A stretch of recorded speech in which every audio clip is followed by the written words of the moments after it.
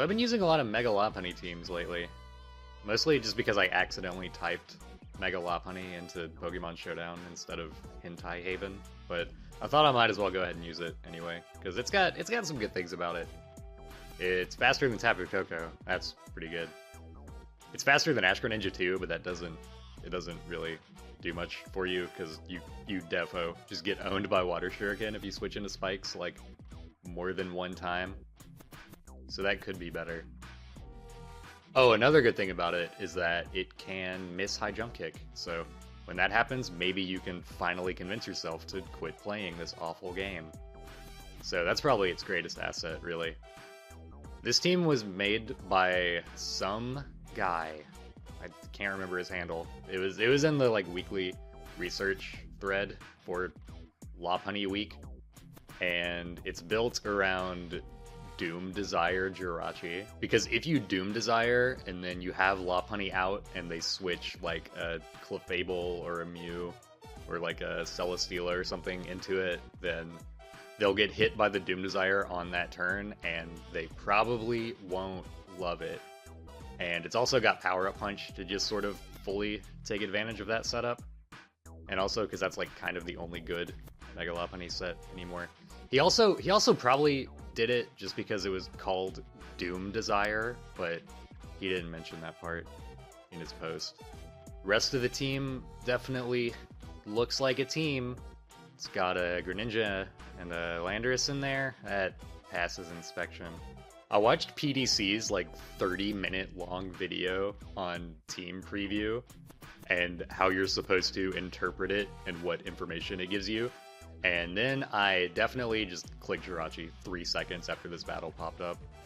This guy's gonna go with his Tyranitar and then presumably hard read me U-turning out because he locks himself into Pursuit. Because I guess he thought that I wouldn't want to like Iron Head into the Kartana or something, but joke's on him, I don't have Iron Head and I want to die anyway. And I want my Jirachi to die in the game too. So there's so many like layers to that interaction that don't even exist because I'm using a weird gimmick team at 2 AM on the ladder. And since I tactically like killed myself by U-turning into the Pursuit, that means that I'm in the position where he has to switch out of the Lopunny into something. And me power up punching the Tapu Fini means that when the Landorus intimidates me, it really just like resets me back to neutral. So he can't take two of them and has to go out into his Kartana, which I was so unreasonably confident was not Choice Scarf, because I just go for the high jump kick.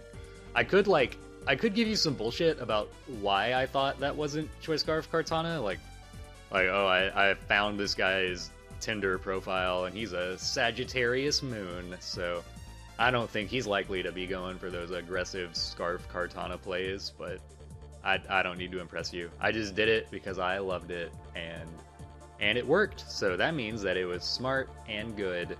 I went into Dracosack and then into Tangrowth on the Manic Trick because like I thought he was going to Volt Switch off of me first, and I didn't want him to get momentum off of the Tangrowth. But me doing that made him do that exact thing, but he just like went out into the Landorus, which was the thing that did the least amount of things to me anyway, so that's fine. It's more fine than me not being able to take those Stone Edges. I had to switch out because I have to keep Tangrowth healthy to deal with the Scarf Tapu Lele, but Lasagna Cat takes a Stone Edge pretty well, considering that's not defensive Lando BT dubs, it's offensive Supersonic Sky Strike. You don't get to see that, but you do get to see the result of it being like max attack, because it means the Earthquake kills the Kartana. I guess before I even knew whether it was Choice Scarf or not, maybe it was, and he was expecting me to think it was, and he was trying to scare me out earlier. And if that's the situation, then I did what I did knowing that, because I'm a genius tactician, and I'm very good at this game. Everything I do right here looks really bad and stupid, but it's whatever. It's fine, because like it doesn't change what I have to do to win the game. I just go about it in a really weird way. All I had to do was go out into Dracosack and just click Psyshock until I won, because it's Choice Scarf. And I didn't do that because I thought I needed Psychic Terrain up to kill the Tapu Lele, which I super don't need. It's just gonna kill it anyway. Spoiler alert for the thing that's gonna happen in like 2 seconds. And B, Latios doesn't affected by psychic terrain anyway, and I didn't know that until like literally 2 days ago, because I'm not the best at pattern recognition. I've definitely tried to like sucker punch in my own psychic terrain about 3 times today, but whatever. None of that changes the fact that this is what the people want to see. This is what puts asses in seats. A Latios beating people? How absurd. You're not going to get that kind of quality content anywhere else. So this team is a pretty garbage hazard stack hyper offense team that I made in about 5 minutes. It's definitely 4 legendaries and a Greninja. It's dual hazards lead Greninja. And you have taunt, so you stop them from setting up rocks against you, and you stop them from defogging, and you lay your traps, and then you die, and then it's Sash Explosion Landorus, which lays his traps and then dies, and like stops them from defogging because you explode. It definitely works out that way sometimes. You pretty much know if you're gonna win by turn 3 with this team. Tapu Koko is the Halucha panic button, and the real innovation is Assault Vest Victini. It's actually amazing. It stops you from losing to Tapu Lele at team preview, and it also lures Landorus with Glaciate. Because like no less than 90% of competitive Pokemon is just finding new and interesting ways to kill Landorus Therian. I spend so many of this first like 5 or 6 turns not dying with Greninja, which is kind of insane, but I spend such little of that time actually setting up entry hazards, because I keep taunting the Rotom-Wash, thinking that like, oh, he's gonna try to defog this time and I'm gonna make him so steamed he's not gonna be able to do it through the taunt, and it doesn't super work out that way. I finally do die on this turn, but he's just gonna get momentum off of me, which isn't great, but I can just go ahead and go out into this guy, and I think that I'm gonna have a pretty good time, because it is Dankus Dragons, it's just for like killing Landorus and Tangrowth, ideally, you know. That's what it should do, but really most of the time they just like go out into their Magearna or Tapu Bulu, and you kind of just like scream into the void and accomplish nothing. But I'm equally okay with that, because Z moves are degenerate, and I don't want to win that way. And it kind of works out anyway, because I literally 1,000 arrows this Landorus, like he just keeps coming back for more. It's kind of insane. Landorus, if you need to impress these guys by getting beat up all the time, then they're not your friends. He's finally gonna kill me on this turn, but he is not looking good enough to actually be able to like deal with the Lopunny for the rest of the battle, which is really good. I'm also able to like for sure set up my Stealth Rock and keep them up, which is going to be useful for the pincer. Because like usually the explosion stops them from defogging you because you're dead and they don't have anything to target with the defog, but stopping the defog with murder instead of just suicide is pretty good too. And there she is. There's the Mega Lopunny, and she does the only thing that she does this battle. She kills the Tapu Koko and then dies to the pincer immediately. So I'm sorry for clickbaiting you with promises of non-stop fur bait action. That's definitely her only contribution to this battle. But I mean that's like pretty good, really, because killing the Tapu Koko is actually amazing, because that was the only thing hard countering my Tapu Koko from just kind of winning with Choice Scarf. Well, the Kyurem kind of stops that from happening too, but I have the god Free V Nasty, who's kind of just gonna like take those Earth Powers like it doesn't even matter, and I don't kill it with V-Create, but that's like, I don't need to. I only need to weaken it to the point where I can like kill it and kill the Mega Pincer whenever it comes back in. I do with Brave Bird, I didn't need to do that. I could have just gone for Wild Charge. But it's like Tabu Koko wants to be a bird, I'll let it fucking be a bird, okay? Because that's what it is, you know? If that's what it feels like, then that's what it is. I've only ever met one bird that was more brave.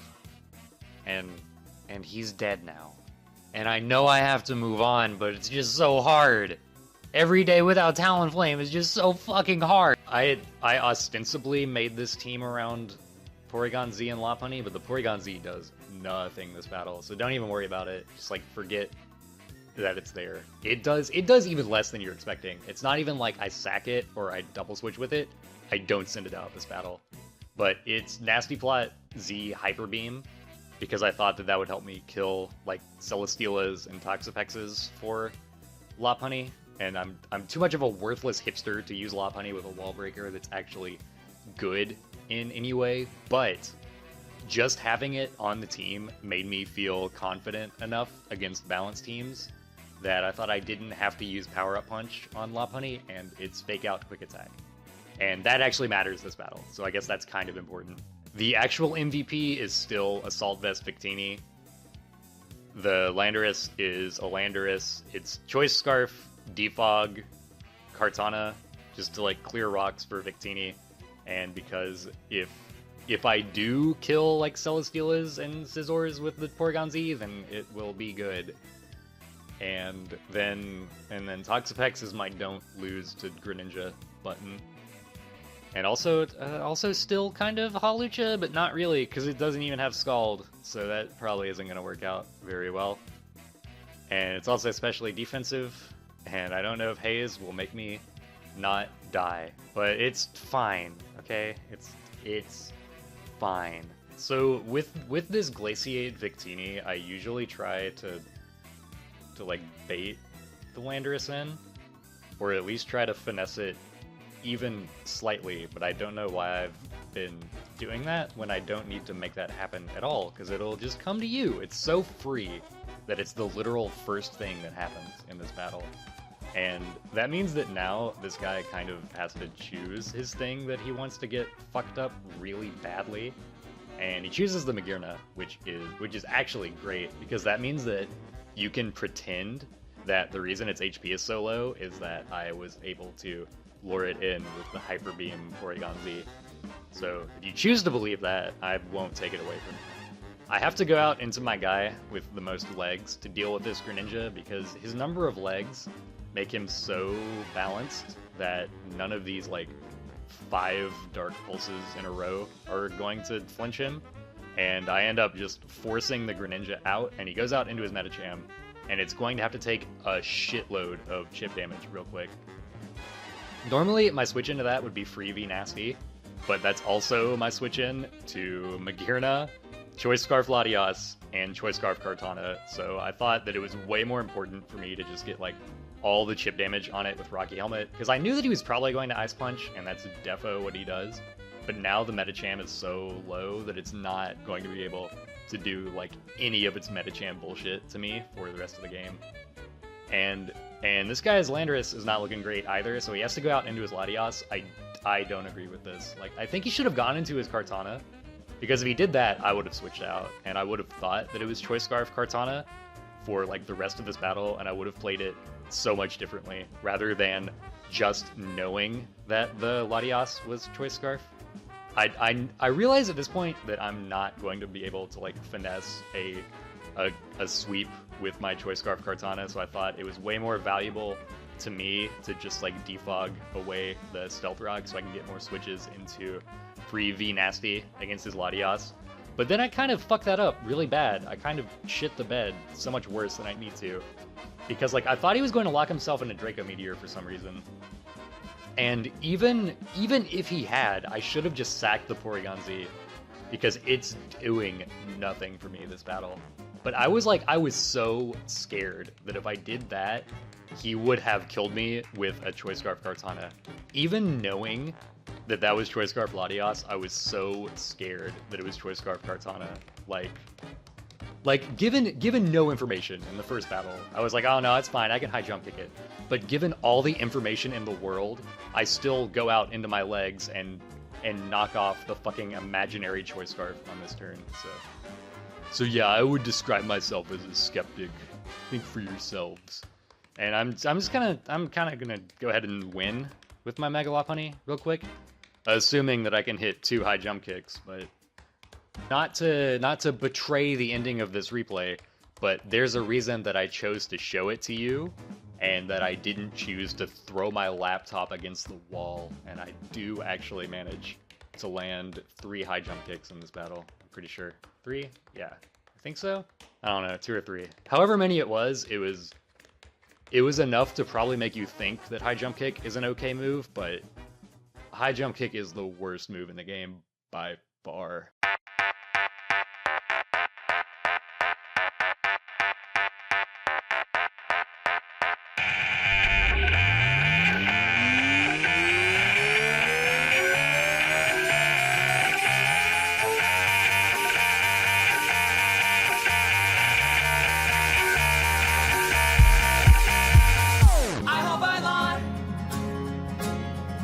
Tell everyone you were a good wife, and I hope you die.